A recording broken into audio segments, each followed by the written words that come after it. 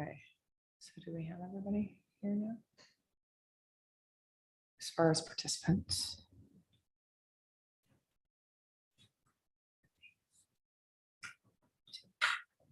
We have Mr. Ketchum.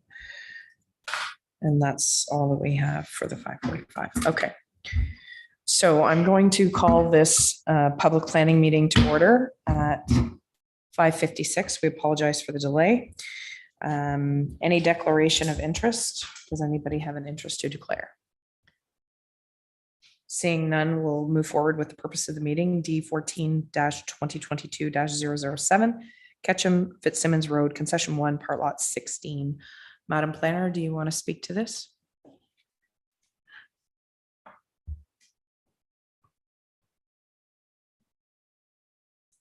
Just give me one quick second to find the map I'm looking for. Actually, I probably should read the public, so I'll read the public information. So personal information collected at the public hearing is collected under the authority of the Planning Act and will be used to assist in making a decision on this matter.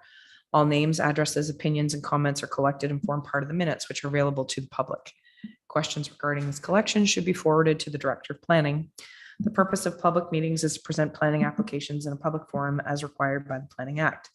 Following presentations by applicant or staff, council members will have an opportunity to ask questions for clarification or further information.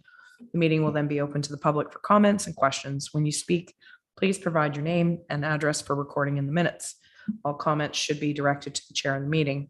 The applicant will be provided the opportunity to address the public questions once all members of the public have made their submissions. For the applications being presented tonight, a report and recommendation are being presented to council. Following council decision, notice will be circulated in accordance with the Planning Act. If a person or public body would have an ability to appeal the decision of the council of the Ontario Land Tribunal, but the person or public body does not make oral submissions at the public meeting or make written submissions to the township before the bylaw is passed, the person or public body is not entitled to appeal the decision. Thank you. Madam Planner, go ahead. Thank you. This is an application for zoning bylaw amendments submitted for a property on Fitzsimmons Road. I have the image of the property on the screen. It's at the property subject to this application is outlined in red. Well, this is a rezoning of a severed lot from an application from consent to create a new lot. In support of the application for consent, and environmental impact assessment was done of the property to determine the area outside of the ANSI. So the ANSI is an area of natural and scientific interest. So through the EIS, it was reviewed to determine a buildable area that would have limited impacts on the ANSI area. The area of the property where building is to be limited to is the area shown in the yellow stripes that I'm moving my cursor on now.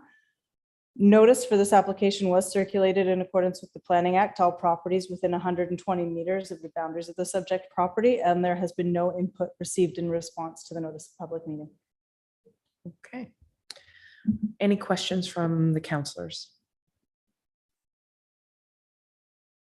Go ahead, Councillor maybe. Thank you, Worshipman, through you. The property is a very subjective kind of drawn, and that's mainly because of the water course that runs through it. The reason that it's got a distance from the water course and how that western boundary is made, I believe. So just to clarify, this is the boundary, the area outlined in blue is the subject property. All of the other lines are lines of influence and areas of influence around the property. So the red dashed red line is the 120 meter notification area. The brown lines are topographic elevations. The blue lines are water courses. The light brown are setbacks. So the actual boundary of the property is the hard red line on this one. And the area in which development will be permitted is this area that's the yellow striped lines. And just to further that comment, it does meet setbacks based on what's been presented where the area is allowing Yes. building. Okay. Any further comments or questions? Go ahead, Councillor Oakley, and then Councillor Fody, do you have your hand up? Yeah, okay. Thank you, Your Worship, through you. I'm interested in the ultimate location of the water as it drains. What water course does it actually tribute to? Are you asking- It just strikes me that it's a very good area for water recharge and wetland and things, which is well noted. But I just wondered. I don't know the detail of that. I assume it Sure, would Mr. Ketchum. ultimately go out to the river. Yes, I believe so. We'll have Mr. Ketchum answer that question. Go ahead, Councillor Fody. Thank you, Your Worship. Through, I could shed a little light on that. There's small tributaries there and they conjoin. If you're east of the Lansdowne interchange on the 401, you'll drive over them. They may not get your attention, but they're there. And then they eventually head down where, Jeff, they head to the St. Lawrence just east of that, just west of that property, do they? Yes, just west. Yeah, Yeah. that's what I thought. And it really doesn't get your attention in that there's not a lot of water comes down through there, even in the spring of the year. If I may, Go ahead. my question to the planner, was there any negative feedback from any organization or persons? No, there was no feedback, no negative feedback whatsoever. Thank you. I'm going to have the clerk bring Mr. Ketchum on the line just to confirm that the water course, just because he would be more familiar with the property than most. There we go. Mr. Ketchum, Yes. go ahead. Yes, that water course does eventually go to the St. Lawrence River. And I'm not exactly sure, but I would assume it's the creek that goes in towards Ivy Club, where that comes under the parkway there and probably joins the St. Lawrence River through that swamp area. Okay. That does make sense because that's all ANSI all in behind there, all the way over towards Correct. Langston Bay. That's right. Yeah. Are there any other questions for Mr. Ketchum while we have him on the line? Seeing none, we'll move forward in the agenda, which is adjournment. And the motion to adjourn is moved by Councillor Maybe and seconded by Councillor Fody that the public meeting adjourn. All those in favor? All those opposed? And it's carried. Thank you. Okay. So next item is the public meeting agenda. So I will call the public meeting to order at 6:04. Are there any declaration of interest or general nature thereof? Do you have an interest to declare? Go ahead, Councillor Oakley. Thank you, Your Worship. Since I'm in the process of this, of actually finally building my house at 90 Thomas Road to go with the farm and all this stuff to do with septic and building codes and stuff, since I'm in the process of it, I'll recuse myself. Fair enough. Thank you. We'll wait for you to step out. Okay. So we will move forward with number 3.1, public meeting consideration of proposed changes to the building permit fees imposed under Section 7 of the Building Code Act. Madam Planner, would you like to speak to this? Sure, thank you. So this is a public meeting under the authority of the Building Code Act. The Building Code Act requires that there be a public meeting held 20 days, or notice be provided 20 days in advance of a public meeting with respect to any changes with respect to building fees. Notice was published in Kingston this week in the Brockville Mirror or Recorder, I'm not exact. Recorder, Mhm. on June 8th. So to date, there has been no input received with respect to the proposed amendments to the bylaw.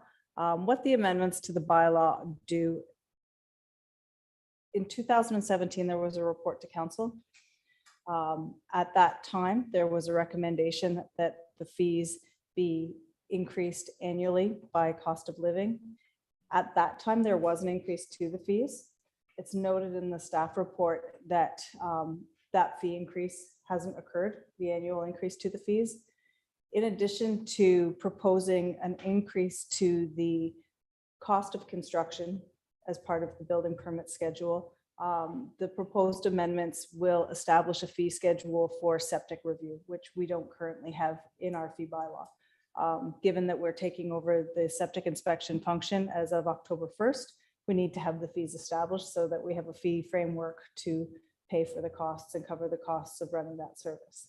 So the proposed amendments also include some additional fees that we currently don't charge for. So in a situation where there's a limiting distance agreement required, which is where a building is too close to another building on a different property, the owner of the property where the development is occurring is required to enter into an agreement and have that registered on title.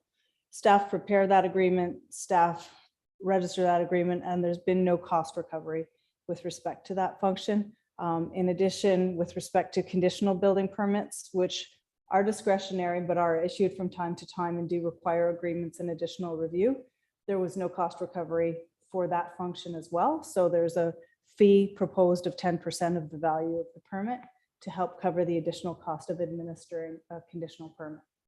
So there's been no input received whatsoever with respect to the notification that was provided, and I'm happy to answer any questions. Okay. Counselors, anybody with a question for the planner? Go ahead, Counselor Foti. Thank you, your worship, through you to our planner. At what point do the new fees become applicable? After October 1st? Like I'm thinking of those that are in transition of having already applied, they're not finished and they haven't been finally stamped. How does that play out? The recommendation is that the amendments become effective October 1st, which would have them in place for the day that we take over septic. Thank you. Okay, no other comments, questions, queries? Anything from any of our attendees? Don't see hand up. Okay. So with that, we will move forward in the agenda, which is adjournment, moved by Councillor Foti, seconded by Councillor Maybe, that the public meeting adjourn. All those in favor? All those opposed? And we're carried. Thank you.